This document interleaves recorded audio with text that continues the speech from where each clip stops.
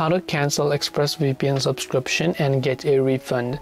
Now, to get a refund on ExpressVPN, if you're not happy with the subscription, there isn't an option inside your login page or account page so that you can go ahead and cancel it. To cancel it, you have to log in and just contact the support team within 30 days of actually starting your membership. So within 30 days you can cancel the membership and you can also get a refund for your subscription.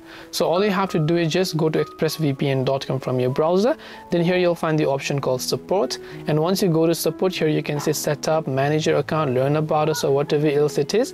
Here you can say this chat with us or email us button. So here you can just select the chat with us button that you would be able to see. Then all you have to do is contact them and ask them and give them information about your account. Just tell them that you would like a refund of your ExpressVPN account and they should be able to help you with it. I hope that this video helped you. If you have got any more questions, queries, or doubts, feel free to leave them down in the comment section below. As always, thank you very much for watching till the end of this tutorial, and see you soon in our next video.